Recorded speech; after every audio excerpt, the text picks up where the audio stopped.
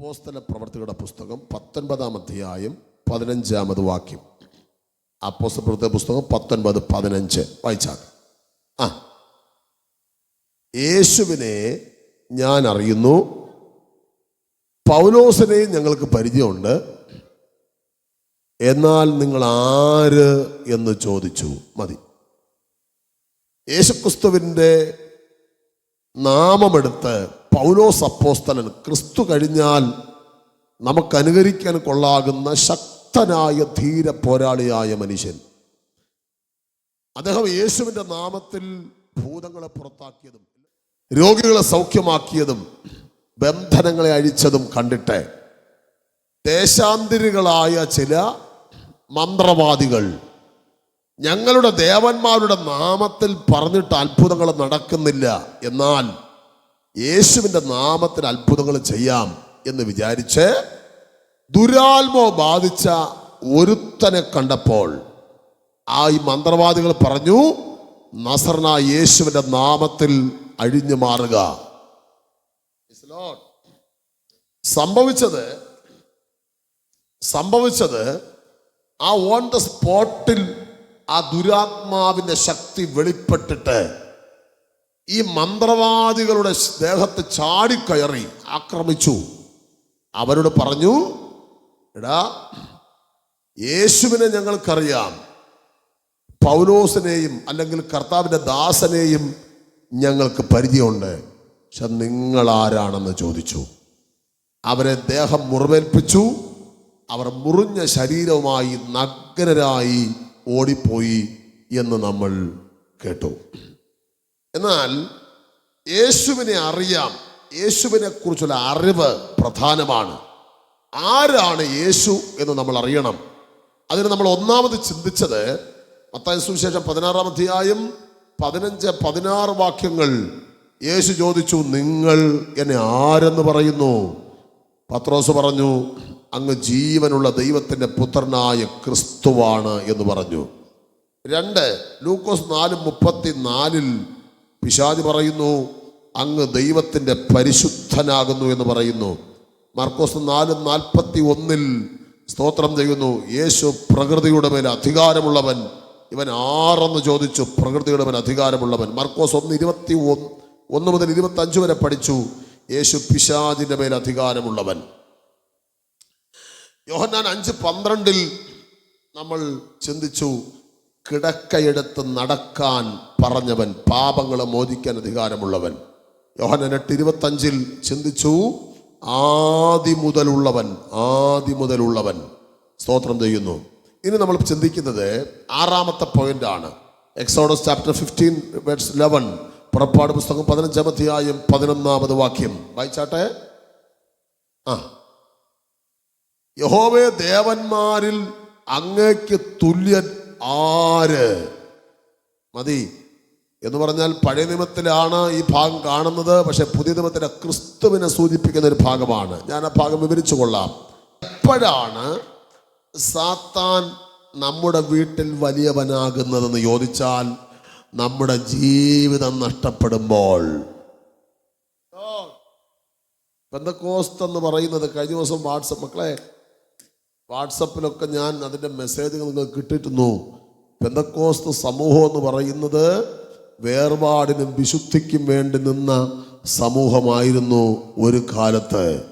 ഇന്നും വേർപാടിനും വിശുദ്ധിക്കും വേണ്ടി നിൽക്കുന്നെങ്കിലും ഒരു നല്ലൊരു ഗ്രൂപ്പ് ആളുകളും ലോകവുമായി ഇഴുകിച്ചേരുന്ന ആളുകളാണ്, ലോകവുമായി താതാത്മ്യപ്പെടുന്നവരാണ്. യേശു അതിനെക്കുറിച്ച് പറഞ്ഞിരിക്കുന്നത് കേൾക്കണോ? ഇടുക്ക് വാതിലിലൂടെ കടക്കാൻ ശ്രമിപ്പീൻ, നാശത്തിലേക്ക് പോകുന്ന വഴി വലിയതും വിശാലതും, ജീവങ്കിലേക്ക് വന്ന വഴി ഇടുക്കമാണ്, നാശത്തിലുള്ള വഴി വിശാലമാണ്, അതിൽ കൂടെ ഒരുപാട് പേര് പോകും. പക്ഷെ ജീവങ്കിലേക്കുള്ള വഴി ഇടുക്കമാണ്, ചുരുക്കം പേർക്ക് മാത്രമേ ഇവിടെ കൂടെ പോകാൻ പറ്റൂ. ഇത് വേർപാട്ട സഭയാണ്. നമ്മൾ വായിച്ചത്, സകല ദേവന്മാരിലും വലിയവനാണ് ക്രിസ്തു. ദേശത്തിലെ അന്ധകാരങ്ങൾ കേൾക്കവാതെന്ന് പറയട്ടെ, എൻ്റെ യേശുവിനെ പോലെ ആരുമില്ല. കർത്താവേ, ദേവന്മാരിൽ നിനക്കു തുല്യനായ സ്വർഗത്തിലും ഈ ഭൂമിയിലും നിനക്കു തുല്യനായ യേശുവെ പോലെ ആരുമില്ല. യേശുവെ പോലെ ആരുമില്ല. ഓ യേശുവെ പോലെ ആരുമില്ല. യേശുവെ പോലെ ആരുമില്ല. ഓ സ്വർഗത്തിലും ഈ ഭൂമിയിലും നിനക്കു തുല്യനായ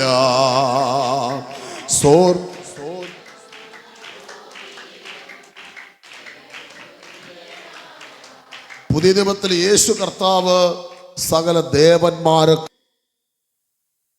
പക്ഷെ നമ്മൾ വേർപാടിന് വില കൊടുക്കണം. ഹല്ലേലൂയ. നമ്മൾ ഈ പുസ്തകം എടുത്തവരാണ്. ഈ പുസ്തകം എടുത്തെങ്കിൽ ഈ പുസ്തകം എടുത്തതുപോലെ ജീവിക്കണം. ഇത് മറ്റുള്ള സകല ജാതികളോടും വ്യത്യാസമുള്ള. വായിച്ചേ എസ്തേർ 3:8.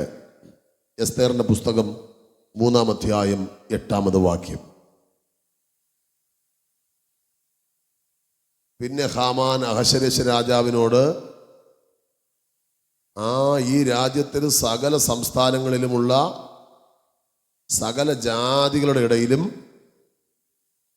ഒരു ജാതി പെന്തക്കോസുകാരാണത് പുതിയ നിയമത്തിൽ ചിന്നിച്ചതറി കിടക്കുന്നു.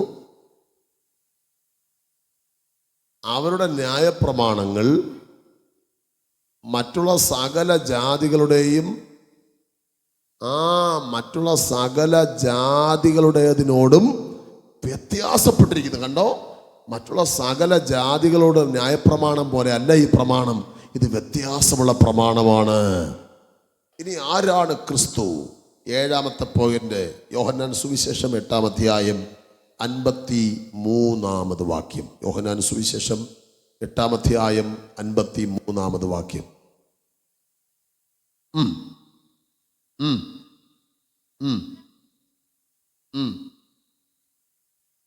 നിന്നെ തന്നെ നീ ആറാക്കുന്നു എന്ന് ചോദിച്ചു. ഞങ്ങളുടെ പിതാവായ അബ്രഹാമിനേക്കാൾ നീ വലിയവനോ? ഇനി 57-ഉം 58-ഉം വാക്യങ്ങൾ.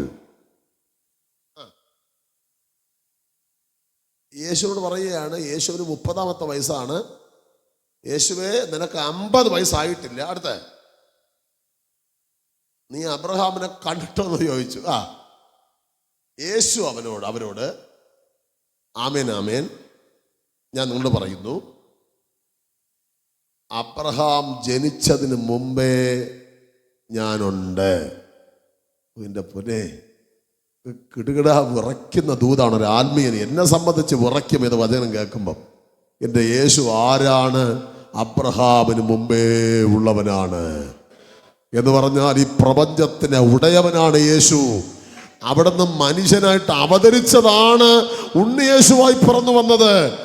യേശു പറയുന്നു, ഞാൻ അബ്രഹാമിന് മുമ്പേ ഉള്ളവൻ. അബ്രഹാമിനെ കണ്ടിട്ടുണ്ടോ എന്ന് ചോദിച്ചാൽ യേശു പറയുകയാണ്, ഞാനും എൻ്റെ പിതാവും സ്വന്തം പരിശുദ്ധാത്മാവും കൂടെ അല്ലേ അബ്രഹാമിനെ ഭൂമിയിലോട്ട് വിട്ടത്. പിന്നെയാണ് അബ്രഹാമിനെ കണ്ടിട്ടുണ്ടോ എന്നറിയുന്നത്. അങ്ങനെയാണെങ്കിൽ എന്നെയും നിന്നെയും ഉലകത്തിലോട്ട് അയച്ച ഒരു പ്രാണനാഥൻ അറിയാം നമ്മൾ ആരാണെന്ന്. ഇനി വിശ്വാസികളുടെ പിതാവ്, ബഹുജാതികളുടെ പിതാവ് എന്നറിയപ്പെടുന്ന അബ്രഹാമിനേക്കാൾ വലിയവനാണ് യേശു. കരങ്ങളെ ഉയർത്തി ആമേൻ പറഞ്ഞാട്ടെ. സ്തോത്രം. ഭയങ്കരനായ ദൈവം. നമ്മൾ പിന്നെ ഇബ്രാഹിത്തിൽ വായിക്കുന്നു, മോശയെക്കാളും വലിയവൻ, ശലോമോനേക്കാളും വലിയവൻ, സ്തോത്രം, ആലയത്തെക്കാൾ വലിയവൻ, സ്വർഗത്തെക്കാൾ വലിയവൻ. നമ്മൾ പാർക്കുന്ന വീടിനേക്കാൾ നമ്മൾ വലിയവരെന്ന് പറയുന്ന പോലെ സ്വർഗമെന്ന ആ വലിയ സ്ഥലത്തെക്കാൾ ഉന്നതനാണ് നമ്മൾ ആരാധിക്കുന്ന യേശു. ഒരു ചെറിയ പുള്ളിയൊന്നുമല്ല. ചില വീടുകളിലൊക്കെ ചെല്ലുമ്പോൾ യേശുവിനെ കാണുമ്പോൾ എനിക്ക് ചിരിയും കരച്ചിലും ഒക്കെ വരും. ആണിയടിച്ച് ഇപ്പോഴും വച്ചയ്ക്കുന്നു യേശുവിനെ. കണ്ടിട്ടുണ്ടോ? യേശുവിനെ ദയവായിട്ട് താഴെ ഇറക്കണം. പണ്ടേ ഒരിക്കൽ ആണിയടിച്ച് കർത്താവിന് രാവിലെ തൊട്ട് വൈകുന്നേരം വരെ തൂക്കിയിരുന്നു. പാവം. ആണി അടിച്ച് തൂക്കി വച്ചിരിക്കുകയാണ്. അത് യേശു അല്ല. 11 മോഡലിൽ ആ ഫോട്ടോ വരച്ചിട്ടുണ്ട്. ലിയാനോ ഡാവിഞ്ചി വരച്ചതാണ്. പിയാന്തോ ബാദിലി എന്നൊരു ഭിക്ഷക്കാരൻ്റെ ഫോട്ടോയാണ് എന്ന കാര്യം ഓർപ്പിക്കുന്നു. കഴിഞ്ഞ ദിവസം ഞാനൊരു വീട്ടിൽ ചെന്നപ്പോൾ ചോദിച്ചു, സിസ്റ്ററെ നിങ്ങൾ ഈ മാലയിട്ട് വിളക്ക് കൊളുത്തി വെച്ചിരിക്കുന്ന ആർക്ക് വേണ്ടിയാ? നമ്മൾ യേശുപ്പച്ചേ. ഞാൻ ചോദിച്ചു, ഈ ഫോട്ടോയുടെ മുമ്പിൽ വിളക്ക് കൊളുത്തിയാൽ അർത്ഥം മരിച്ചുപോയി, എന്നിട്ട് ഈ ഇവക്ക് ഒരു ബോധം വരുന്നില്ല, മരിച്ചുപോയി. ഞാൻ പറഞ്ഞു, യേശുവിൻ്റെ കല്ലറ തുറന്നു കിടക്കുന്നു. അതൊക്കെ ശരി തന്നെ, നമ്മളെ പള്ളിയിലെ അച്ഛന്മാർ പഠിപ്പിച്ചത് അങ്ങനെയാണെന്ന്. Praise the Lord, praise the Lord.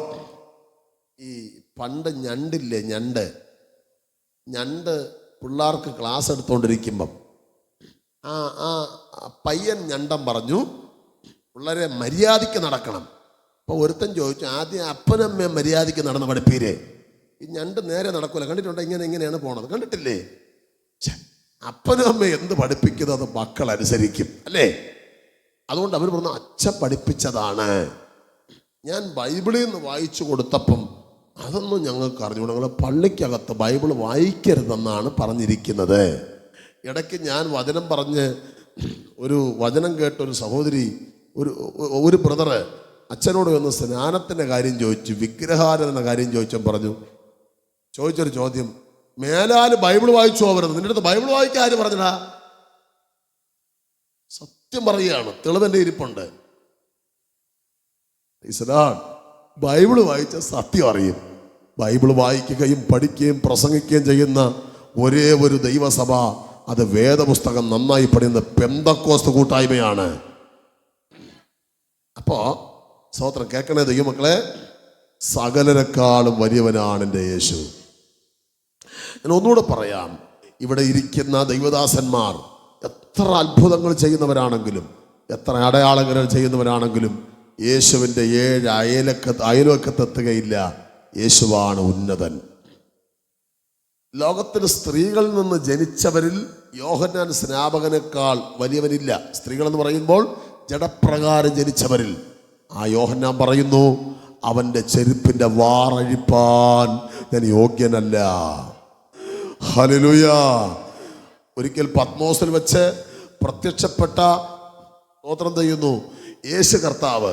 പത്മോസിൽ വെച്ച് യേശു കർത്താവ് പ്രത്യക്ഷപ്പെടുമ്പോൾ യോഹന്നാൻ വീണവനെ നമസ്കരിച്ചു. ആരാ യോഹന്നാൻ?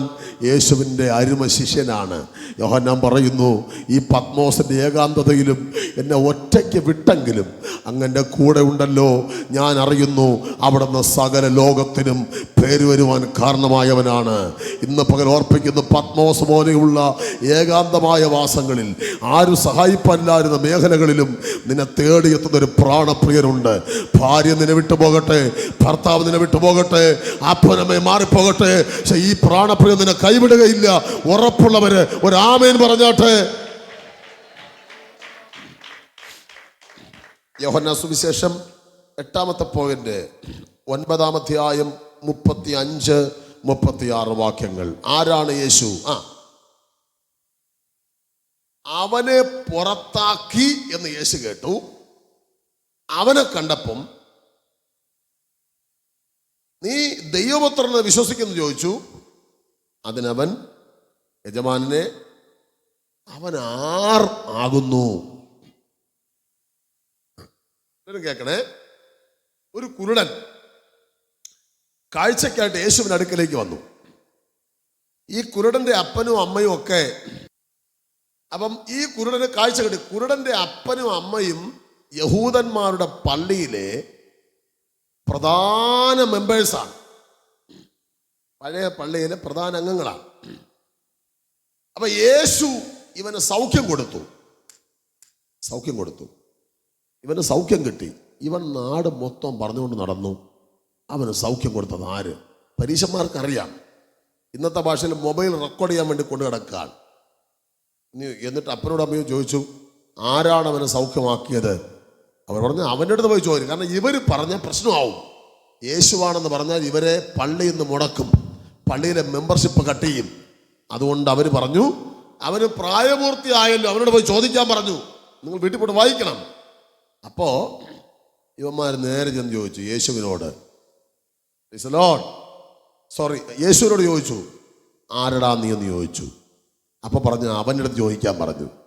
അവൻ പറഞ്ഞു, എനിക്കൊന്നും അറിയണ്ട, ഒരുത്തൻ എന്നോട് സൗഖ്യമാകാൻ പറഞ്ഞു, ഞാൻ സൗഖ്യമായി. എന്നിട്ട് യേശുവിനെ ഈ കുരുടൻ കണ്ടു. ഉടൻ ആദ്യമായിട്ട് യേശുവിനെ കാണുക. യജമാനനെ, എന്നെ സൗഖ്യമാക്കിയത് ആര്, അറിയാമോ എന്ന് ചോദിച്ചു. അപ്പൊ യേശു പറഞ്ഞു, നിനക്ക് ആളറിയില്ലെങ്കിൽ ഞാനാകുന്നു, ഞാൻ ദൈവപുത്രനാകുന്നു. ആരാണ് എന്നെ സൗഖ്യമാക്കിയത്? ഇന്ന് രാവിലെ ഓർപ്പിക്കട്ടെ, പല സ്ഥലങ്ങളിൽ നിന്നും തള്ളപ്പെട്ട വ്യക്തികളുടെ ഇരിപ്പണം. പള്ളിയിൽ നിന്ന് ഇറക്കി വിട്ടവരും പള്ളിയിൽ നിന്ന് മുടക്കിയവരും വീട്ടിൽ നിന്ന് ഇറക്കി വിട്ടവരും ഒക്കെ ഉണ്ട്. പക്ഷെ ഇന്ന് പകൽ ആര് നിന്നെ ഒറ്റപ്പെടുത്തി ഇറക്കി വിട്ടോ, അവൻ നിന്നെ ചേർത്ത് പിടിക്കുന്ന ഒരുവനെയാണ് ഞാനിത് പകൽ പ്രസംഗിക്കുന്നത്. അവൻ്റെ പേരാണ് യേശു. ആരാണ് യേശു? ഒന്ന്, സൗഖ്യം നൽകുന്നവൻ. രണ്ട്, ഇറക്കി വിട്ടവരെ ചേർത്ത് പിടിക്കുന്നവൻ. ഒരാമേൻ പറഞ്ഞാട്ടെ. ആവർത്തിക്കുന്നു, ഉപേക്ഷിക്കപ്പെട്ടവരെ, ഒറ്റപ്പെട്ടവരെ, തള്ളപ്പെട്ടവരെ, കൈവിടപ്പെട്ടവരെ, സമൂഹം നിന്ദിച്ചവരെ, സ്നേഹിക്കാത്തവരെ മാറോടണയ്ക്കുന്ന ഒരുവനാണ് ഞാൻ പ്രസംഗിക്കുന്ന യേശു. ഇന്ന് രാവിലെ ഇതിനപ്പുറം ഉയർത്താൻ ഒന്നുമില്ല. യേശു, യേശു, യേശു.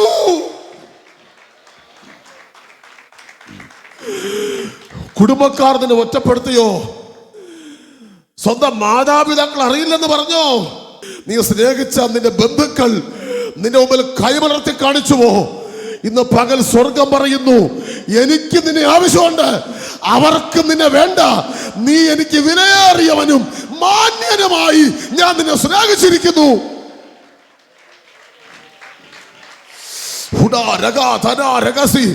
ഇന്ന് പകൽ ദൈവാത്മാവ് ദൈവസഭ പറയുന്നു, വിലയേറിയവനും മാന്യനുമായി.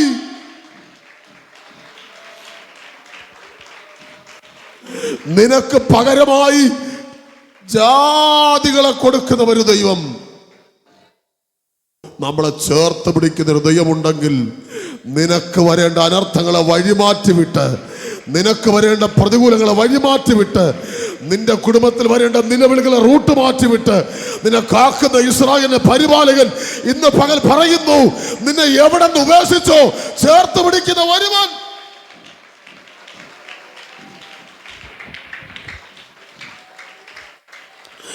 എനിക്ക് എപ്പോഴും ഇഷ്ടമുള്ളൊരു ഗാനമാണ്, ഞാൻ ഒന്നുകൂടെ പാടിക്കോട്ടെ. എൻ പ്രിയരെല്ലാം എന്നെ വെറുത്തു, ആഴമേറും മുറിവുകൾ എന്നിൽ നൽകി, ഞാൻ ചെയ്യാത്ത കുറ്റം ചുമത്തി, എൻ മനസ്സിൽ ഒരുപാട് വേദന ഏകി, നൊമ്പരത്താൽ എൻ്റെ ഉള്ളം പുകഞ്ഞു, നീറും നിരാശയിൽ തേങ്ങി. അപ്പോൾ നീ എൻ്റെ കാതിൽ പറഞ്ഞു, നിന്നെ ഞാൻ കൈവെടിയില്ല. അപ്പോൾ നീ എൻ്റെ കാതിൽ പറഞ്ഞു, നിന്നെ ഞാൻ കൈവെടിയില്ല. ഓ, അപ്പോൾ നീ എൻ്റെ കാതിൽ പറഞ്ഞു, നിന്നെ ഞാൻ കൈവെടിയില്ല. പെറ്റമ്മ മറന്നാലും മറക്കാത്ത സ്നേഹമേ, ക്രൂശിതനായവനേ, നീ എന്നാശ്രയം. എല്ലാരും എന്നെ ആലംബമില്ല തലഞ്ഞപ്പോൾ, ഒറ്റയ്ക്കിരുന്നു കരഞ്ഞപ്പോൾ, നീ എൻ്റെ ആശ്വാസധാരയായി വന്നു, ആശ്വാസധാരയായി വന്നു. ഒരിക്കൽ കൂടെ, പെറ്റമ്മ മറന്നാലും, പെറ്റമ്മ മറന്നാലും എന്നെ മറക്കാത്ത സ്നേഹമേ, ക്രൂശിതനായവനേ, നീ എന്നാശ്രയം. എല്ലാരും എന്നെ പിരിഞ്ഞപ്പോ ആലംബമില്ലാതലഞ്ഞപ്പോൾ ഒറ്റയ്ക്കിരുന്നു കരഞ്ഞപ്പോൾ നീ എൻ്റെ വന്നു. കണ്ണുകൾ നിറഞ്ഞുകൊണ്ട് ആശ്വാസധാരയായി.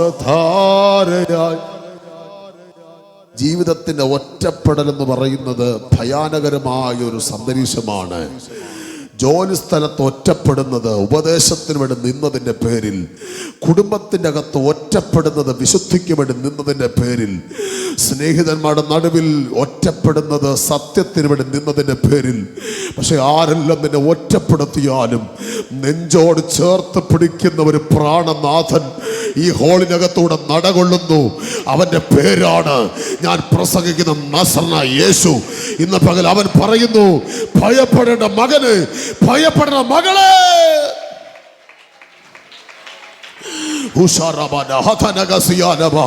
എവിടെ നീ ഒറ്റപ്പെട്ടുവോ, എവിടെ നീ കൈവിടപ്പെട്ടുവോ, എവിടെ നീ ഏകനായി മാറിയോ, എവിടെ നീ ഏകാന്തത അനുഭവിക്കുന്നുവോ, അവിടെ ഇറങ്ങി വരുന്ന ഒരു കരമുണ്ട്.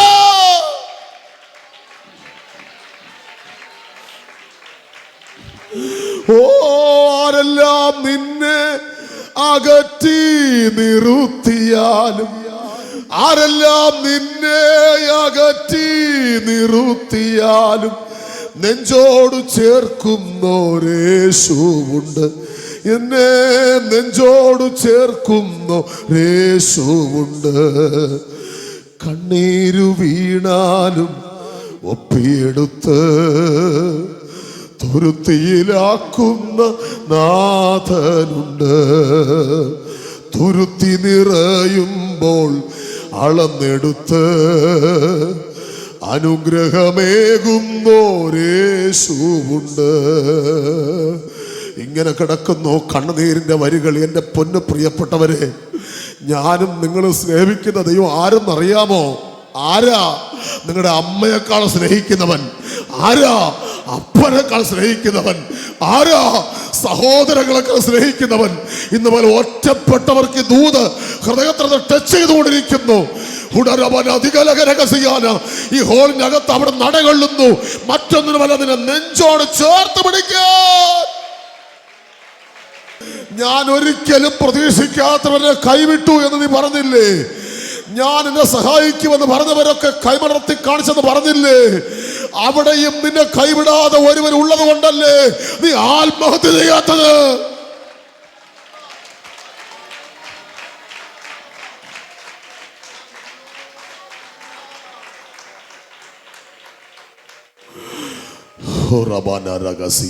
ഏകാന്തത ഒരു ശാപമല്ല, ഏകാന്തത ഒരു ദൈവിക പദ്ധതിയാണ്. ഏകാന്തത ഒരു ശാപമല്ല, ഏകാന്തത ഒരു ദൈവ പദ്ധതിയാണ്. എന്താണ് ദൈവ പദ്ധതി? നീ ഒറ്റപ്പെട്ടെങ്കിലേ ദൈവത്തിന് നിന്നോട് സംസാരിക്കാൻ പറ്റൂ. നിനക്ക് എല്ലാവരും ഉണ്ടെങ്കിൽ നീ മുകളിലേക്ക് നോക്കില്ല. ഡോക്ടേഴ്സ് ഉണ്ടെങ്കിൽ, നേഴ്സുമാരുണ്ടെങ്കിൽ, super speciality hospital treatment success ആയാൽ നീ മുകളിലേക്ക് നോക്കില്ല.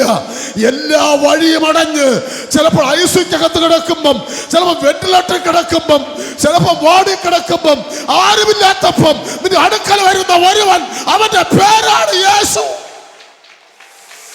ഇതിന്റെ തകർക്കപ്പെട്ട സ്ഥാനത്ത് നിന്നെ കൈപിടിച്ചുയർത്താൻ ദിവസങ്ങൾ പ്രാർത്ഥനയിൽ പോരാടി ജയമെടുത്തുകൊള്ളുക. നിനക്ക് വേണ്ടി ഒറ്റപ്പെട്ട മേഖലയിൽ ഒരു കരമിറങ്ങി വരികയാണ്. നിന്നെ ഒറ്റപ്പെടുത്തിയവർ കാണുക. ഒരു കരം ചലിക്കാൻ പോവുകയാണ്. ഒരു തീരുമാനമെന്ന് പ്രാർത്ഥിച്ചോ. നിന്റെ തലയ്ക്ക് മുകളിൽ ഒരു മഹത്വം വെളിപ്പെടുന്നു. ആത്മാവ് ഇടപെടുന്നു. നിന്നെ ഒറ്റപ്പെടുത്തിയവർ കാണുക. അധികം നാളുകൾ കഴിയുന്നതിന് മുൻപ് കുഞ്ഞ്, നിന്റെ ജീവിതത്തെ ദൈവം പണിയാൻ പോകുകയാണ്. നിന്നെ നോക്കി വെല്ലുവിളിച്ചവരുടെ നടുവിൽ ദൈവം നിനക്ക് വിരുന്നൊരുക്കാൻ പോകുകയാണ്. എഴുതി വെച്ചോ ഇന്ന് പകലിൽ. സ്നേഹിച്ചവരെല്ലാം മാറിപ്പോകും. ഇന്ന് കൂടെ നിൽക്കാമെന്ന് പറഞ്ഞവരെല്ലാവരും കൈവിടും. സ്വന്തക്കാരെല്ലാവരും ഉറ്റവരോട് കൈവിടും. നിനക്കൊരു ആവശ്യം പലരും മാറിപ്പോകും. പക്ഷെ ഇന്ന് വല്ല മാറാത്ത ഒരുവൻ ജീസസ് ഈസ് നെവർ ഫെയിൽസ്. ഒരിക്കലും തോൽക്കാത്ത ഒരുവൻ ഈ പകൽ പറയുന്നു, നീ എന്തിനു ഭയപ്പെടുന്നു? ഞാൻ നിന്നെ കൈവിടുകയില്ല. നീ എന്തിനു കരയുന്നു? ഞാൻ നിന്നെ കൈവിടുകയില്ല. ഏകാന്തത ഒരു ശാപമല്ല പ്രിയപ്പെട്ടവരെ. ആ വാക്ക് ഏകാന്തത ദൈവ പദ്ധതിയാണ്. ഹല്ലേലൂയാ, ഹല്ലേലൂയാ, ഹല്ലേലൂയാ.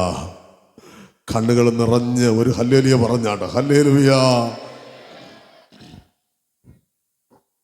ആരുമില്ലാത്തൊരു സമയം, സഹായിപ്പാൻ ആരുമില്ലാത്തൊരു നേരം.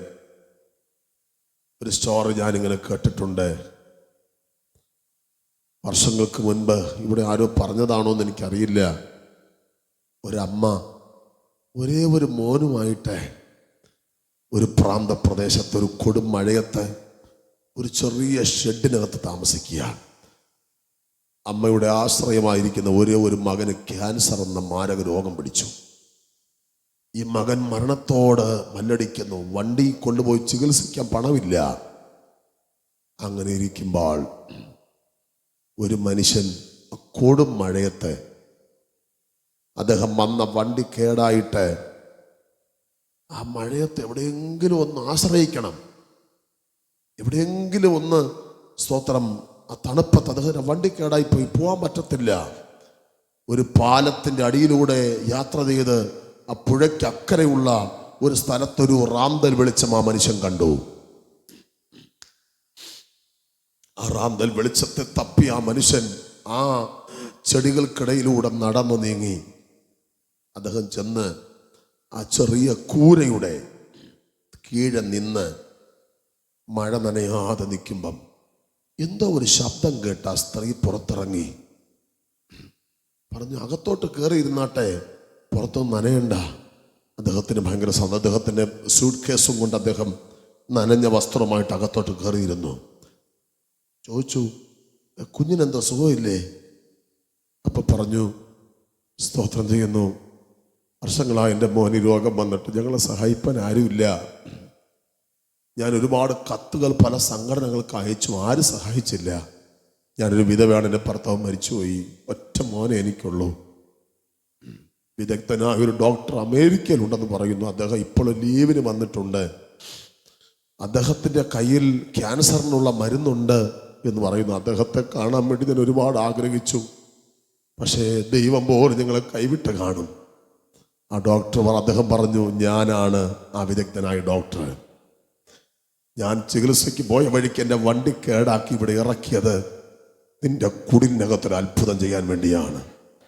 അന്ന് രാത്രി ഹൈ ഡോസുള്ള മെഡിസിൻ കൊടുക്കുകയും ആ കുഞ്ഞ് സൗഖ്യം പ്രാപിക്കുകയും ചെയ്തൊരു സംഭവം ഞാൻ കേട്ടിട്ടുണ്ട്. ഞാനിത് പകലോർപ്പിക്കട്ടെ പ്രിയപ്പെട്ടവരെ. ഏതെങ്കിലുമൊക്കെ മേഖലകളിൽ സഹായിപ്പാൻ ആരുമെന്ന് ചിന്തിച്ച് പ്രാർത്ഥിച്ചിട്ട് മറുപടിയില്ലല്ലോ എന്ന് ചിന്തിക്കുന്ന ആരെങ്കിലും ഇതൂത് കേൾക്കുന്നെങ്കിൽ ഞാൻ തിരുവെടുത്ത് വെച്ചുകൊണ്ട് ആത്മനിറവിൽ കണ്ണുനീരോടെ സന്ദേശം പറയുന്നു, നിനക്കൊരു ഉടയവനുണ്ട്, നിനക്കൊരു ഉടയവനുണ്ട്. ആര് പറഞ്ഞു നിനക്ക് ആരുമില്ലെന്ന്? ആര് പറഞ്ഞു നീ ഒറ്റപ്പെട്ടു പോയെന്ന്? ഈ ഏകാന്തത നിന്റെ ആത്മഹത്യയിൽ കൊണ്ടെത്തിക്കുമെന്ന് ആര് പറഞ്ഞു? ഇല്ല. അവിടുന്ന് ഒരു റെസറക്ഷൻ നിനക്ക് നൽകാൻ, ഒരു ഉയർത്തെഴുന്നേൽപ്പ് നിനക്ക് നൽകാൻ ഒരുവൻ ഈ സഭായോഗത്തിൽ ഇറങ്ങി വന്നിട്ടുണ്ട്. ഒന്നുകൂടെ പറയുന്നു, ഏകാന്തത ശാപമല്ല, ഏകാന്തത ദൈവ പദ്ധതിയാണ്. ഞാൻ ഒരുപാട് പ്രാവശ്യം പറഞ്ഞു, ആവർത്തന മനസ്സോ തോന്നും, പുതിയ ആളുകൾക്കറിയില്ല. ഞങ്ങൾക്കൊരിക്കലും മറക്കാൻ കഴിയാത്തൊരു രാത്രി എനിക്കും എൻ്റെ വൈഫിനും കമ്പനി മുക്കിൽ CSAയുടെ പുറകിൽ ഞങ്ങൾ താമസിച്ച വീട് ഇടിഞ്ഞ് വീണ ആ ഏകാന്തമായ രാത്രി. ആ 12 മണിക്ക് ഇന്നത്തെ പോലെയല്ല, ഇന്ന് 1 മണി ആയാലും ഇതുവഴി ബൈക്ക് പോകും. അന്ന് ഇന്നേക്ക് 18 വർഷത്തിന് മുൻപ് ഒരു ബൈക്ക് പോലും ഇതുവഴി പോകാത്ത രാത്രി. ആ ഏകാന്തമായ രാത്രി എങ്ങോട്ട് പോകണമെന്നറിയാതെ ഞാനും എൻ്റെ വൈഫിൻ്റെ കയ്യിൽ പിടിച്ചുകൊണ്ട് ഈ ജംഗ്ഷനിൽ കൂടെ മഴയത്ത് നടന്ന് ഷർട്ട് പോലും ഇടാൻ കിട്ടിയില്ല. മുറ്റത്ത് കിടന്ന അയയിൽ ഒരു ടവലെടുത്ത് തോളിലിട്ടുകൊണ്ട് ഈ ജംഗ്ഷനിലൂടെ നടന്നു. ഓട്ടോ ഡ്രൈവർ സ്റ്റാൻഡിൽ പറഞ്ഞ വീട്ടിൽ ചെന്ന് മുട്ടി. പ്രിയപ്പെട്ടവരെ, ഒരു ഭ്രാന്തനെ പോലെയായി ഞങ്ങൾ. നിങ്ങൾ കേൾക്കണോ? ആ ഏകാന്തതയാണ് ഈ ഒരു കൂട്ടത്തിലേക്ക് ഞങ്ങൾ ഇവിടെ നിർത്തിയത്. ഇന്ന് ഇവിടെ നിൽക്കുന്ന വൈദ്യപാസ് അറിയാം, ലണ്ടനിലും UK യിലും ഇംഗ്ലണ്ടിലും ഒക്കെ പോകുന്ന ആളിനെ അറിയാം. പക്ഷെ ഏകാന്തമായ ദിനരാത്രങ്ങൾ അനുഭവിച്ച വേദനയുടെ ആഴം ഭയങ്കരമാണ്. വേദനയുടെ ആഴങ്ങളിലൂടെ കടന്നു പോകുന്നവരോട് ഞാനല്ല, ദൈവാത്മ പറയുന്നു, അത് ശാപമല്ല, ദൈവ പദ്ധതിയാണ്. നീ മരിക്കും മുമ്പ് അതിന്റെ റിസൾട്ട് നിനക്ക് തന്നിട്ട് തമ്പുരാൻ നിന്നെ വിളിക്കൂ.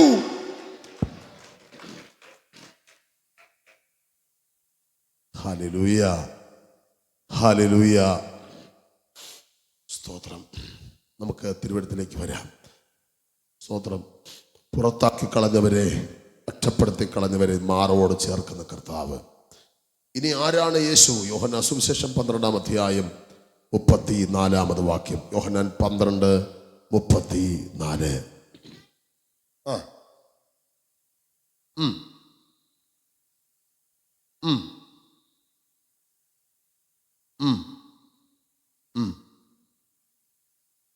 നീ മനുഷ്യപുത്രൻ ആരെന്ന് ചോദിച്ചു. ദൈവത്തിന് സ്തോത്രം ചെയ്യുന്നു. അതായത് യേശു ആരായിരുന്നു? വെളിച്ചമായിരുന്നു. സങ്കീർത്തനം 112:4 പറയുന്നു, നേരുള്ളവർക്ക് ഇരുട്ടിൽ വെളിച്ചമുദിക്കുന്നു. യോഹന്നാൻ 8:12 യേശു പറഞ്ഞു, ഞാൻ വാക്യം വായിച്ചു വിടുന്നു, 10 മിനിറ്റേ ഉള്ളൂ. യേശു പറഞ്ഞു, ഞാൻ ലോകത്തിൻ്റെ വെളിച്ചമാകുന്നു. എന്നെ അനുഗമിക്കുന്നവൻ ഇരുളിൽ നടക്കാതെ ജീവന്റെ വെളിച്ചമുള്ളവനായി മാറും. എഫേസ്യർ 5:8 വായിക്കണം, വായിച്ച് തന്നെ പോണം. എഫേസ്യ ലേഖനം 5-ാം അധ്യായം 8-ാമത് വാക്യം. മുമ്പേ നമ്മൾ ആരായിരുന്നു? ഇപ്പോൾ നമ്മൾ എഫേസ്യർ 5:8. മുമ്പേ നിങ്ങൾ ഇരുളായിരുന്നു, ഇപ്പോഴോ നിങ്ങൾ കർത്താവിൽ വെളിച്ചമാകുന്നു. കർത്താവിന് പ്രസാദമായത് എന്തെന്ന് പരിശോധിച്ചുകൊണ്ട് വെളിച്ചത്തിലുള്ളവരായി നടന്നുകൊള്ളുവീൻ. അപ്പൊ ഇപ്പൊ നിങ്ങൾ ചെയ്യേണ്ടത്, നിങ്ങൾ പണ്ട് ഇരുളിലായിരുന്നു, ഇപ്പൊ നിങ്ങൾ ആരായിരിക്കുന്നു? വെളിച്ചത്തിലായിരിക്കുന്നു. എന്ന് പറഞ്ഞാൽ അന്ധകാര നിബിഡമായ പൈശാചിക സാമ്രാജ്യത്തിന് കീഴിൽ പാപമെന്ന ശക്തിക്ക് അധീനപ്പെട്ട് നിങ്ങളായിരുന്നു. കൃപയാൽ ക്രൂശിലെ രക്തം വഴി നിങ്ങൾ വീണ്ടെടുക്കപ്പെട്ടു. വെളിച്ചത്തിന്റെ മക്കളായി ക്രിസ്തുവിനെ ഉള്ളിൽ പ്രതിഷ്ഠിച്ചു. ക്രിസ്തു ലോകത്തിന്റെ വെളിച്ചമാണ്. ആ യേശു ഉള്ളിൽ വന്നപ്പം നമ്മൾ വെളിച്ചത്തിന്റെ മക്കളായി. അതുകൊണ്ട് നിങ്ങളിനി ചെയ്യേണ്ടത്, നിങ്ങൾ കർത്താവിന് പ്രസാദമുള്ളത് എന്തെന്ന് അന്വേഷിച്ചുകൊണ്ട് വെളിച്ചത്തിൽ നടക്കണം, ഇരുട്ടിൽ നടക്കരുത്. ഞാൻ കഴിഞ്ഞ ദിവസം എറണാകുളത്തിന് ആവശ്യത്തിന് വേണ്ടി മെനിങ്ങാന്ന് പോയി. ദൈവത്തിന് സ്തോത്രം ചെയ്യുന്നു. ചെന്നപ്പോൾ പട്ടാപ്പകൽ, ഇതൊന്ന് രാവിലെ ഒരു 9:30-10 മണിയാകുന്ന സമയത്ത് സ്ത്രീകൾ ഇങ്ങനെ വരിവരിയായിട്ട് നിൽക്കുകയാണ് റോഡ് സൈഡിൽ. പാപം ചെയ്യുന്ന സ്ത്രീകൾ, മോശമായി ജീവിക്കുന്ന സ്ത്രീകൾ, മൊബൈലും പിടിച്ച് അരവസ്ത്രങ്ങളും ഇട്ട്. എറണാകുളത്ത് ഇത് പണ്ട് ദുബായിലും ധൈര്യയിലും പിന്നെ ഇന്ത്യയിലുണ്ടായിരുന്ന ബോംബെയിലാണ്. ഇന്ന് ചുവന്ന തെരുവുകളെന്നറിയപ്പെടുന്ന കോഴിക്കോട് മാറി എറണാകുളത്ത് വന്നു, തിരുവനന്തപുരത്ത് വന്നു. പാപത്തിൽ ഇരുട്ടിൽ ജീവിക്കുന്ന സന്തതികൾ, ശാപിക്കപ്പെട്ട സമൂഹങ്ങൾ. ഹല്ലേലൂയ. അവർക്കറിയാം പാപമാണെന്നറിയാം, തെറ്റെന്നറിയാം. എന്നിട്ടും ശരീരം വിറ്റ് ജീവിക്കാൻ മടിക്കാത്ത നിഷ്ഠൂരരായ നരകയോഗ്യരായ ആളുകൾ. നമ്മിൽ പലരും അങ്ങനെയൊക്കെ ജീവിക്കേണ്ട സാഹചര്യങ്ങളെ വന്നു കാണാം. കൃപയാൽ നമ്മളെ ദൈവം വീണ്ടെടുത്തു. നമ്മളിനി എങ്ങനെ ജീവിക്കണം? വെളിച്ചത്തിന്റെ മക്കളാകണം. ദൈവത്തിന് പ്രസാദമുള്ളതെന്തെന്നറിഞ്ഞുകൊണ്ട് വെളിച്ചത്തിന്റെ മക്കളാകണം. ഇന്ന് പകലിൽ ഈ തിരുവചനങ്ങളാൽ ദൈവം നമ്മെ അനുഗ്രഹിക്കട്ടെ.